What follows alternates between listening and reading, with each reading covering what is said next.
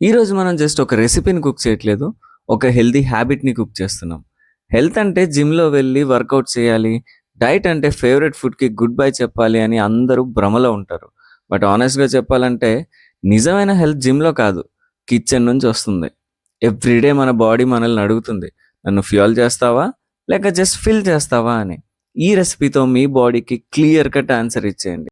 ఈ రెసిపీతో మీకు almost 700 calories with 600+ grams of protein వస్తుంది.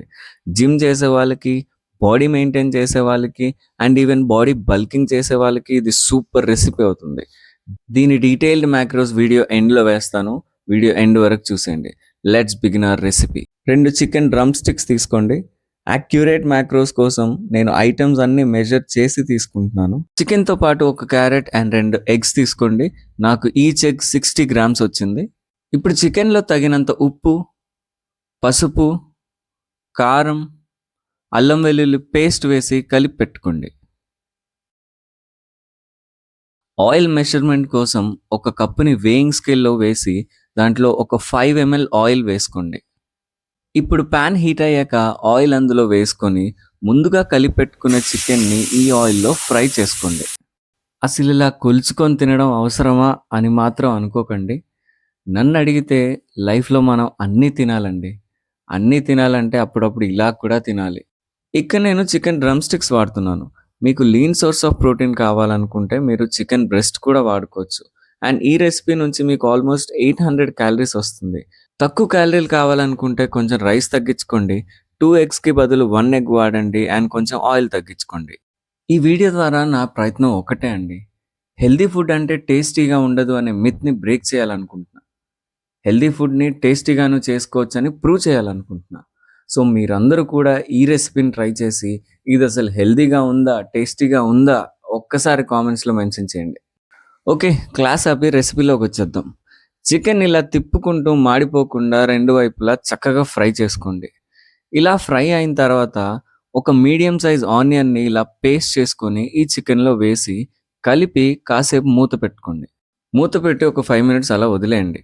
జస్ట్ 5 మినిట్స్ సరిపోతుంది. ఆయిల్ తక్కువ ఉంది కదా, చికెన్ మాడిపోతుంది ఎక్కువసేపు అలా ఉంచితే. 5 మినిట్స్ తర్వాత తీసి చూస్తే ఇదిగో చికెన్ ఇలా ఉంటుంది. ఇలా ఉంటే సరిపోతుందండి. చికెన్ ఆల్మోస్ట్ ఉడికిపోయి ఉంటుంది. అండ్ గుర్తుపెట్టుకోండి, చికెన్ని మనం లో ఫ్లేమ్లోనే పెట్టి వేపుకోవాలన్నమాట. రైస్ కోసం 5 ml ఆయిల్ హీట్ చేసుకోండి. ఆయిల్ హీట్ అయ్యాక 2 ఎగ్స్ పగలగొట్టి దాన్ని బాగా బీట్ చేసి ఆయిల్లో ఫ్రై చేసుకోండి. ఫ్రై అంటే బాగా రంగు వచ్చే వరకు ఫ్రై చేసుకోకండి. జస్ట్ ఎగ్స్ అలా స్క్రాంబుల్ అయితే సరిపోతుంది.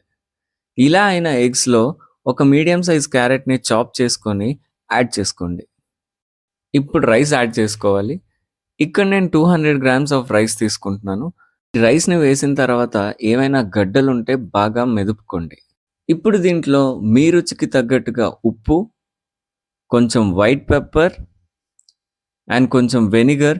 ఈ వెనిగర్ బాటిల్లో కప్ ఉంటుంది కదా, దాంట్లో ఒక కప్ తీసుకున్నాను. అండ్ చాలా కొంచెం సోయా సాస్ సరిపోతుంది, ఇంకేం అవసరం లేదు. ఇలా ఇవన్నీ వేసుకొని రైస్ని బాగా కలుపుకోండి. ఇలా హై ఫ్లేమ్లో రైస్ని 2 మినిట్స్ కలిపితే మన యమ్మీ and tasty fried rice ready అయిపోతుందండి. ఈ ఫ్రైడ్ రైస్ చాలా లైట్ అండ్ హెల్తీగా ఉంటుంది అండ్ తక్కువగా ఆయిల్ అండ్ అస్సలు మసాలా లేకపోవడంతో ఇది పొట్టని కూడా చాలా హ్యాపీగా ఉంచుతుందండి. మసాలాలే లేవు, అసలు టేస్ట్ ఉంటుందా లేదా అనే డౌటే మీకు అక్కర్లేదు. ట్రస్ట్ మీ, ఇది జిమ్ చేసే వాళ్ళకి, డైటింగ్ చేసే వాళ్ళ క్రేవింగ్స్ని ఫుల్ సాటిస్ఫై చేస్తుందండి.